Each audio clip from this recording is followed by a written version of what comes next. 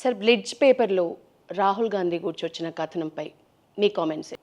ఇటీవల కొంతమంది మిత్రులకి ఒక ఫ్యాషన్ అయిపోయింది ఏంటంటే విదేశాలలో వచ్చిన ఒక పత్రికలో ఇది వచ్చింది, విదేశాల్లోకి వచ్చిన పత్రికలో భారతదేశ గౌరవం ఇట్లా తగ్గిపోయిందని చాలామంది మాట్లాడుతుంటారు.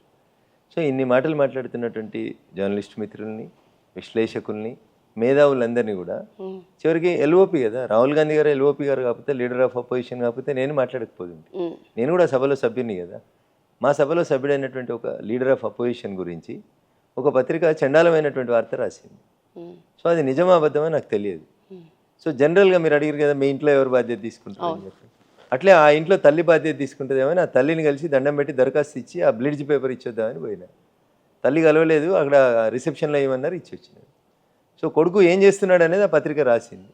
అందులో ఉన్నది నిజమా అబద్ధమా చూసి ఆ పత్రిక తప్పైతే పత్రికకు నోటీస్ ఇవ్వాలి, అందులో ఉన్నది నిజమైతే కోడలేడుంది, మన్మలు మన్మరాలు లేడున్నారు చూసి తెచ్చుకోవాలి. అదే ఆ తల్లి బాధ్యత. గుర్తు చేద్దామని పోయినా, వాళ్ళకి గుర్తు వచ్చిందని నేను అనుకుంటున్నాను. బట్ ప్రజా జీవితంలో ఉన్నారు కాబట్టి ఏం మాట్లాడద్దు కాబట్టి మౌనంగా ఉన్నారేమో అని నేను అనుకుంటున్నాను. ప్రపంచం అంతా బ్లిడ్జ్ పేపర్ చదివింది, ఒక రఘునందన చదివిండా. ఆ తల్లి చదవకుండా ఉందని నేను అనుకుంటారా? చదివే ఉంటుంది కానీ మాట్లాడాలా మాట్లాడొద్దని ఆగినట్టున్నారు. భవిష్యత్తులో మీ రాజకీయాల్లోకి మీ వారసత్వం వచ్చే అవకాశం ఉందా? నాకున్నది ఒకతే కూతురు, తను డాక్టర్ అమ్మ. ఇంకా వారసత్వం ఏడుంది? వారసత్వం గురించి ఆలోచనే ఉంది. If my daughter is interested, తన రాజకీయ ప్లాట్ఫామ్ ఏమైనా ఉంటే తను చూసుకుంటుంది. ఇప్పటికైతే తన ప్రాక్టీస్లో ఉంటుంది, ఎప్పుడు తన రాజకీయాల్లో ఇన్వాల్వ్ కాదు. ఓకే, మీరు డాక్టర్ అవ్వలేక మీ పాపని సింధుని కష్టపడి నేను అవ్వలేకపోయినా కాబట్టి నా కూతురుని చేసి మా అమ్మ నాన్న కోరిక నెరవేర్చి. మీ నోటి నుంచి యతి ప్రాస ఎక్కువ సార్లు వింటాం సార్.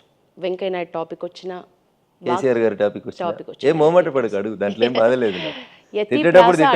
కాబట్టి ఒక చిన్న పోయం ఏమైనా గుర్తుందా మీ స్కూల్ డేస్లోది కానీ, మీకు నచ్చిన పోయం కానీ, ఒక్క పద్యం, ఒక 2 లైన్లు? సో నేను అట్లా కేసీఆర్ గారి లాగా సందర్భోచితంగా ప్రిపేర్ అయ్యి చెప్పలేను. ఓకే, బట్ వేమన పద్యాలు, సుమతి శతకాలు ఇవి చాలా ఇంపార్టెంట్ జీవితంలో.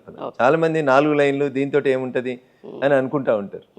చిన్నప్పుడు మనం చదువుతాం కదా, బలవంతమైన సర్పం చలిసీమల చేత చిక్కి చావదే సుమతి అంటాడు. దాంట్లో ఎంత పెద్ద మీనింగ్ ఉంది చెప్పు. నేను బలవంతుని విరవేగేటోళ్ళందరికీ కూడా అదొక మెసేజ్. అది ఆ మెసేజ్నే మన తెలంగాణ సమాజం గౌరవనీయులు మాజీ ముఖ్యమంత్రి చంద్రశేఖరరావు గారు కూడా ఇచ్చింది. నేను బలవంతుని, నేను ఎవరినైనా గేట్ బయట నిలబెడతా, నేను కలవాలనుకుంటే కలుస్తా, నాకు నచ్చితే కుర్చేసి కూర్చోబెడతా, నాకు నచ్చకపోతే గేట్ బయట కూర్చోబెడతా అనేటువంటి నీ అహంకారం మంచిది కాదు దొరా అని చెప్పి సారు అని చెప్పి సార్ను ఫామ్ హౌస్కి పంపించేసారు. టీఆర్ఎస్ని బీఆర్ఎస్ చేస్తే బీఆర్ఎస్కి సిఆర్ఎస్ ఇచ్చి కంపల్సరీ రిటైర్మెంట్ స్కీమ్ ఇచ్చి పోయి సార్ని అక్కడ వ్యవసాయం చేసుకో సార్ అని చెప్పి పంపించి. అల్టిమేట్గా ఎప్పుడు ప్రజలే తెలివిగల వాళ్ళు అంటారు మీరు. 100% ప్రజలను మీకంటే నాకంటే చంద్రశేఖరరావు గారి కంటే అందరికంటే కూడా తెలివికల్లోళ్ళు ప్రజలే. లేకపోతే కామారెడ్డిలో ఒకటి గజ్వేల్ ఎందుకు గెలిపిస్తారు కేసీఆర్? వాళ్ళ మెప్పు పొందే విధంగా భవిష్యత్ రాజకీయాల కోసం నెక్స్ట్ ఎలక్షన్లో